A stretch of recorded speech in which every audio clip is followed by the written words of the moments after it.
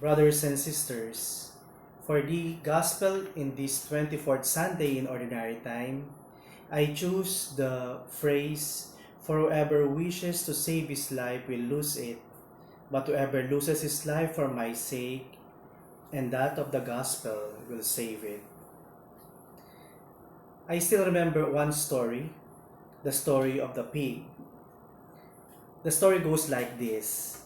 Once upon a time, a group of animals were boasting to each other which among them has been giving greatest contribution to humanity and to the world. The chicken goes first and he said, "My eggs are one of the most eaten food in the world." The cow boasted, "My milk and cheese are the best products in the world." The dog was next. "You know that I am man's best friend, and I am very loyal until I die to my masters." Other animals also boasted of their contribution, and then they noticed the pig was silent. The horse approaches him and asks, "How about you, pig? What is your contribution?" The pig answered, "I envy you because you can give and yet still live." "Me," said the pig, "I can give ham, bacon, and I am part of the special dishes throughout the world. But for me to give this, I must make a big sacrifice, and that is my life." And all animals became silent.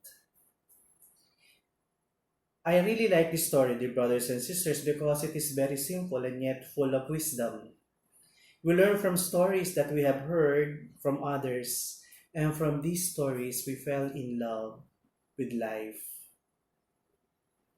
For those who are studying the Bible and who are daily reading the Gospel, this Sunday's Gospel is a familiar story.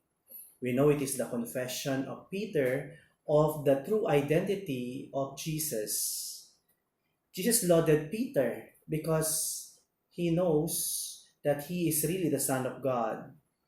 But after that, another thing happened, which is the opposite of what was done in the first part of the gospel. The next scene of this gospel, I can say, is somehow life giving because after Jesus professed who Jesus is, he was again rebuked by Jesus because Peter, according to Jesus, let the devil use him for his selfish purpose. Many of us, including me sometimes, I cannot accept the things that makes me suffer. For Peter, the cross and suffering is not part of the Messiah action of Jesus. It should not be because Jesus can do miracles. Why will he let himself die on the cross? Just like me, sometimes I cannot see the value of suffering. But for Jesus, there is something life giving there. And this is what he taught Peter and those who listened to him at this time. If we are going to use the story of the pig, I can say that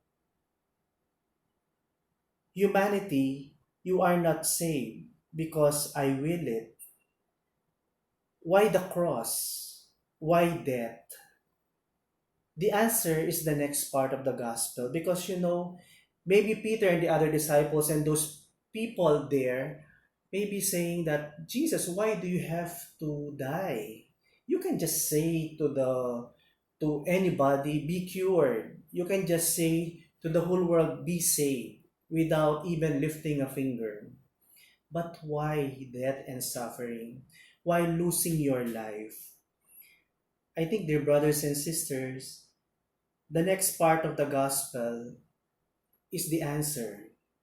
For Jesus, as I've seen it, loving, true life giving sacrifice so others may live, is the true essence of living, of Christian living. And I'm asking myself, dear brothers and sisters, what is my story? Is this story of mine a story of love or just a plain story of living without meaning? Do I accept the suffering that are coming into my life in order to learn to love and so to live in Jesus? At present, I have experienced so many deaths. I've seen and read in the media, people are dying without even seeing their loved ones. Many of us will say this is the part that is very, very painful when you cannot be with someone you love until their last breath. But I think, brothers and sisters, as these people face the loneliness of death, it is their purifying experience. And we hope and pray that their experience will lead them to heaven, to Jesus. My and our story should be a story of learning from Jesus' example.